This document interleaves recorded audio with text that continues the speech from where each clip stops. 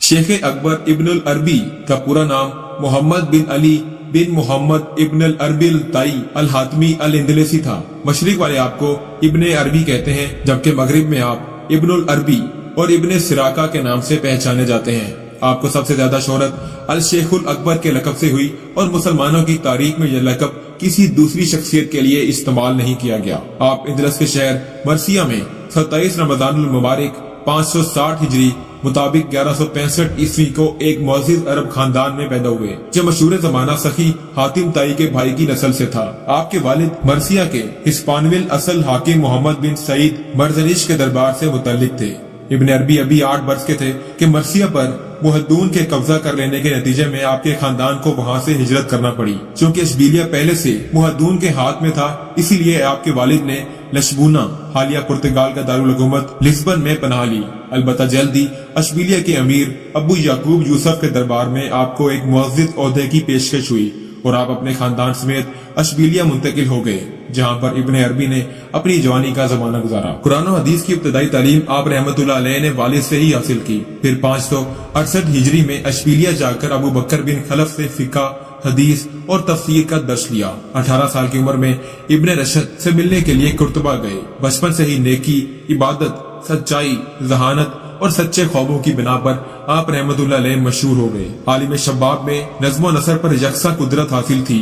अमूमन फिल बदिया शेर कहा करते। खिलाफत उस्मानिया के बानी जंगजुबार तुगल गाजी के पीछे अल्लाह पाक ने और हजूर सल्लल्लाहु अलैहि वसल्लम के फैजान से जिसकी ड्यूटी लगाई थी, वो शेख मुहियुद्दीन इब्नुल अरबी रहमतुल्लाह अलैह थे, जो इंदलस से इर्तुगल गाजी की रूहानी मदद को पहुंचे थे। इब्ने अरबी की इल्मी कसरत का अंदाजा लगाने में सबसे बड़ा मसला इनकी कुतुब की सही तादाद का अंदाजा लगाना है। मौलाना अब्दुल रहमान जामी ने आपकी तसानीफ की तादाद 500 बताई है। मोहम्मद रजब जामी ने तादाद 284 गिनवाई। इस्माइल पाशा बगदादी ने 475 किताबों और रसाइल के नाम लिखे। कोरोकेस अवाद ने छानबीन करके 527 किताबों तक दस्तरस पाई।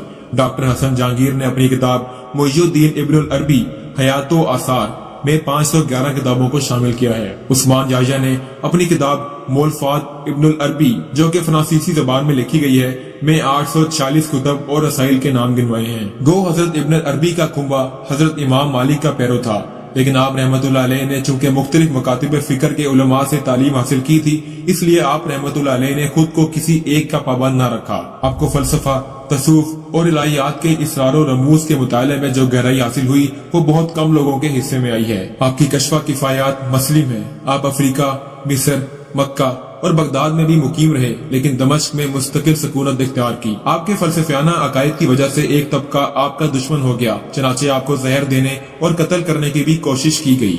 आपकी तसानीफ 300 से ज्यादा है, लेकिन इसमें बयान शुदा अक्सर फलसफे दुनिया के मुश्किल तरीन फलसफों में शुमार होते हैं। ताहम आपने अपने अकायद को कुरान और हदीस की मदद से बयान किया है, जो काबिल फख्र है। आप रहमतुल्लाह अलैह के चंद अक़वाल आपकी खिदमत में पेश करते हैं।